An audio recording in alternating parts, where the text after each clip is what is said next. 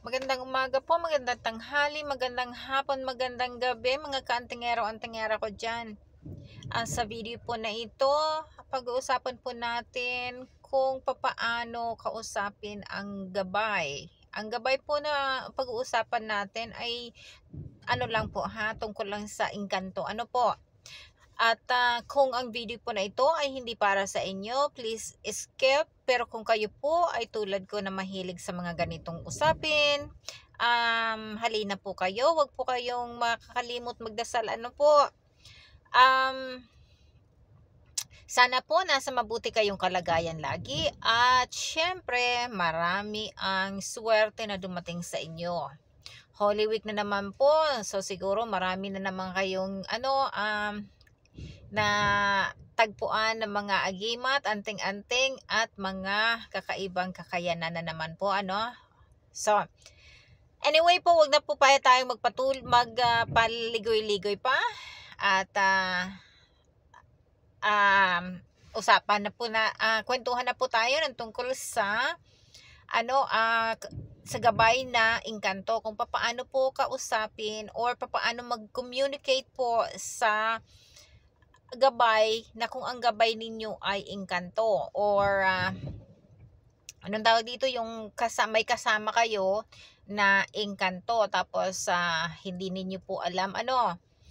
So ito po ay information lamang doon po sa inyo na mga nagtatanong or baguhan, at sa mga Batikano po, please let me know po ang mga experience din ninyo, kasi nakakaganda naman po ng pakiramdam or ng feeling kapag mag-share po ang mga kapareho natin na may mga experience na ganito. Ano po? So, anyway po, ang unang-una mo pong mararamdaman kapag may engkantong kayong kasama or gabay na kasama na ang una pong mararamdaman, ang senyalis po niyan, lagi kayong iritado, yung kulang ang yung pasensya po ninyo So ngayon po, bakit po sinasabi na kulang ang pasensya? Most of the time po kasi ang engkanto, mapili sila sa mga taong kahalubilo natin. Ano po? Kaya kapag tayo ay may kasama, bibihira na po ang kaibigan natin. Or ang mga kaibigan natin ay nagiging kapareho na rin natin. Yung naghahanap tayo ng kapareho. So halimbawa po, dati na may close friend ka noon, yung close friend mo po na yon, tapos bigla na lang na nawala, bigla na lang na nag-iwas ka, or yung kaibigan mo nag-iwas na wala naman po kayong dahilan, wala namang pag-aaway, na ganun po. Tapos bigla na lang na nanlamig. Yun po kasi yung kasama mo, ayaw po nila sa kanya or ayaw sa kanila. Kasi ang mga ang mga engkanto, mapipili po sila sa mga taong kahalubilo natin or sa lugar na pupuntahan natin. So, yun po ang una-unang mararamdaman mo.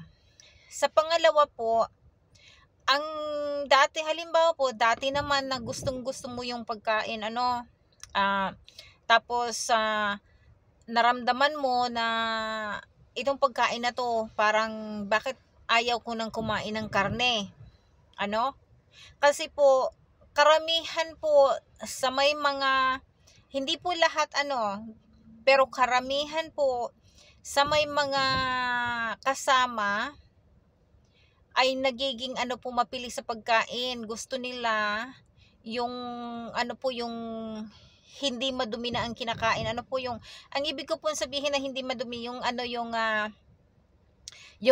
kung ano man yung kinakain mong dati, iba na po, nagki-crave ka ng pagkain na hindi mo naman dati kinakain.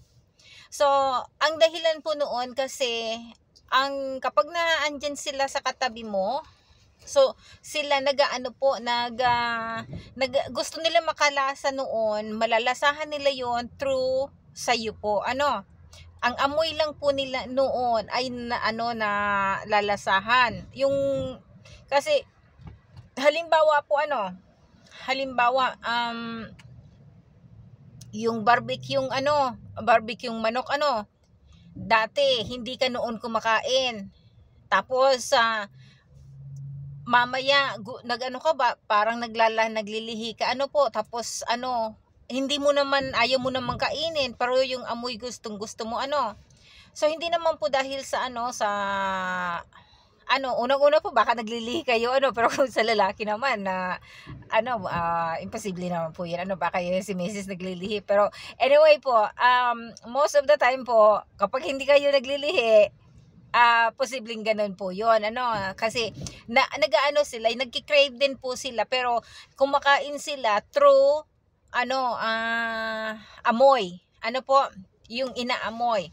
Halimbawa yung alak o aamuyin mo lang yung alak o naandun lang sa kapalibutan, tapos enjoy na po nila yun so yun po tapos another senyales po na may mga kasama kayo sa loob ng bahay po, hindi po sa sa yung ikaw mismo, or yung halimbawa ang kinakain mo madaling mapanis, hindi po dahil sa pinabayaan mo yung yung pagkain mo, hindi mo nalagay sa fridge or basta po madaling mapanis o kaya wala ng lasa yung pagkain po. So yun, isa rin yung senyales.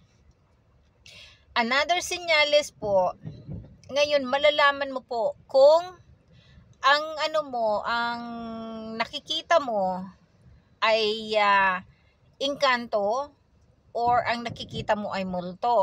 Po? Kasi kapag multo po ang nakikita mo, ang ang balahibo mo sa likuran, dito po sa ganyan, tumataas po. Yan ang Pero kapag ang po, engkanto ang nasa kapaligiran mo, ang tumatayo pong balahibo mo, ito tumatayo dyan, ayan, tumatayo mga ganyan. Saka po, ang pakiramdam mo, malamig. Po? Kasi po, ang engkanto, malamig ang kapaligiran nila. Ngayon, kaya ka po, halimbawa, mainit ang pakiramdam, mainit kang tao, natural, na mainit tayo, kasi buhay tayo. Pero po, all of the sudden po, na parang hinugot yung yung lamig yung init ng katawan mo na nilamig ka, yun po. Kasi sa presence po nila, nagkukuha sila ng energy, po, para mag-exist din po sila dito sa mundo natin. Kailangan nila ng energy. So ang naman po, ang kaluluwa or yung tinatawag na multo, ang po, hindi po lamig ang kailangan nila. Kasi po, sila, yung hindi sila nangangailangan ng energy mo para mag-exist, dahil na po talaga sila, yung in between po sila ng So ibang usapan po 'yan, pero ang usapan po natin ngayon ay engkanto. So yun po ang another senyales po kung paano malalaman kung engkanto ang nasa kapaligiran mo. So ang po, generalize ko lang na engkanto, yung mga enchanted being po, ang pinag-uusapan natin dito. Kung saan naman po, kung bakit ka sinusundan ng engkanto, bakit malapit sa iyo ang engkanto? Unang-una po, baka lagi kang nag-iisa. Po? Baka malungkot kang lagi. Naaawa sila sa iyo. Pangalawa po, baka yung mabait ka pong tao, gusto ko nilang turuan.